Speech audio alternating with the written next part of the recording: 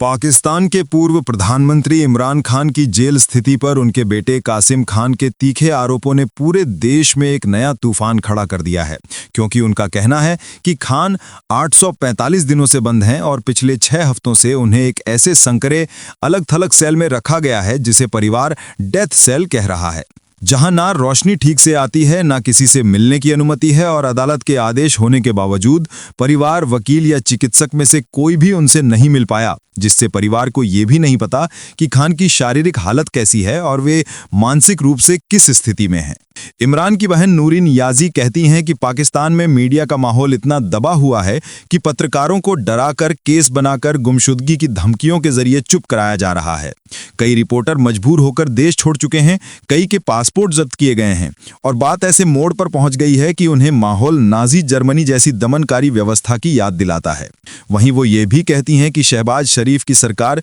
जनता का विश्वास खो चुकी है और जिस चुनाव के नाम पर यह सरकार आई है वो धांधली के आरोपों से शुरुआत से ही दागदार है। लेकिन पश्चिमी सरकारें सब देखते हुए भी अपने रणनीतिक हितों के कारण चुप बैठी हैं। दूसरी ओर केपी के मुख्यमंत्री सुहेल अफरीदी और पीटीआई नेतृत्व का कहना है कि वे बार बार कोशिश कर रहे हैं, लेकिन जेल प्रशासन किसी भी बहाने से इमरान से मुलाकात रोक देता है। अफरीदी बताते हैं कि उन्होंने 8 बार मिलने की कोशिश की, अदालत का आदेश भी अपने साथ लेकर गए, लेकिन गेट पर ही रोक दिया गया और जब वे शांतिपूर्ण तरीके से धरने पर बैठ गए तो पुलिस ने अचानक उन्हें और साथ आए कार्यकर्ताओं को धक्के देकर गेट से दूर कर दिया। पीटीआई नेताओं और खान की कानूनी टीम का दावा है कि सरकार खुलकर अदालत के आदेश की अवहेलना कर रही है और खान की सेहत, मानसिक हालत, सुरक्षा और उन्हें किस परिस्थिति में रखा गया है, इन सब की कोई विश्वसनीय जानकारी नहीं दी जा रही। हालांकि अदियाला जेल प्रशासन हर आरोप को सोशल मीडिया की अफवाह कहकर खारिज करता है और कहता है कि खान बिल्कुल सुरक्षित हैं, उन्हें कहीं नहीं ले जाया गया,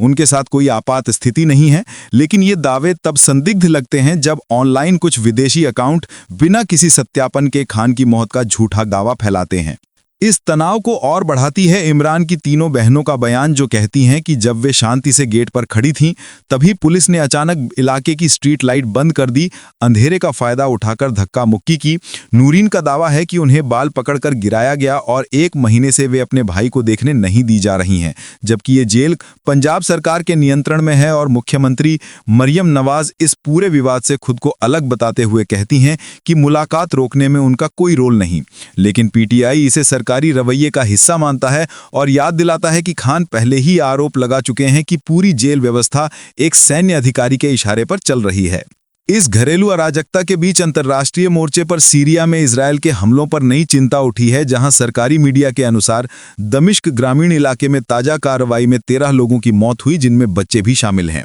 ड्रोन की गतिविधि के कारण बचाव दल कई घंटों तक मौके पर नहीं पहुंच पाए और स्थानीय लोग घरों से भागते देखे गए। हालांकि इस जगह किसी मिलिशिया के सक्रिय होने का कोई पुख्ता प्रमाण नहीं मिला, फिर भी 2024 में असद के हटने के बाद दक्षिण सीरिया में इजरायली उपस्थिति और तेज हुई है और इजरायल कहता है कि वो हिजबुल्लाह और ईरान समर्थित समूहों को निशाना बनाता है, जबकि सीरियाई समुदाय के लोग कहते हैं कि आम नागरिकों को लगातार डर और अस्थिरता में जिंदगी बितानी पड़ रही है। इसी दौरान संयुक्त राष्ट्र की टॉर्चर कमेटी की रिपोर्ट ने वैश्विक स्तर पर हड़कंप मचा दिया है, जिसमें कहा गया है कि फिलिस्तीनियों पर मारपीट, इलेक्ट्रिक शॉक, यौन उत्पीड़न, नींद से वंचित करना, भोजन पानी रोकना, कुत्ते छोड़ना और कई तरह के दंडात्मक व्यवहार नियमित रूप से दर्ज किए गए हैं। और समिति का कहना है कि ये केवल कुछ मामलों की बात नहीं, बल्कि ऐसा लगता है मानो राज्य की नीति की तरह व्यवस्थित अत्याचार चल रहा हो, जो युद्ध अपराध की श्रेणी तक जा सकता है। जबकि इजरायल का कहना है कि संयुक्त राष्ट्र उसकी छवि खराब करने के लिए पक्षपाती रिपोर्ट दे रहा है। गाजा में युद्ध विराम के बावजूद राहत एजेंसियां बताती हैं कि स्थिति बेहद खराब है। लोग बारिश, ठंड, सीमित भोजन, दवाइयों की भारी कमी और बार बार तनाव में जी रहे हैं। इसी माहौल में चिली के कई नागरिक समूहों ने संयुक्त राष्ट्र से इजरायल की सदस्यता रद्द करने की कानूनी पहल शुरू की है और कहा है कि यूएन चार्टर का अनुच्छेद 6 बताता है कि अगर कोई देश लगातार बुनियादी सिद्धांतों का उल्लंघन करता है तो उसे निष्कासित भी किया जा सकता है। हालांकि व्यावहारिक रूप से ये लगभग असंभव है, क्योंकि सुरक्षा परिषद की संरचना और अमेरिका का वीटो इस प्रक्रिया को शुरू होने से पहले ही रोक देता है और अमेरिका अब तक 51 बार इजरायल के पक्ष में वीटो का इस्तेमाल कर चुका है। इन सब के साथ यूरोप में नया तनाव बढ़ रहा है, क्योंकि फ्रांस ने रूस से संभावित खतरे को ध्यान में रखते हुए एक नई 10 माह की स्वैच्छिक सैन्य सेवा योजना शुरू की है, जिसका लक्ष्य 2035 तक 50,000 प्रशिक्षित युवा तैयार करना है। फिलहाल 3,000 भर्ती से इसकी शुरुआत होगी और पेरिस का आकलन है कि आने वाले कुछ वर्षों में रूस के साथ टकराव की स्थिति गंभीर हो सकती है,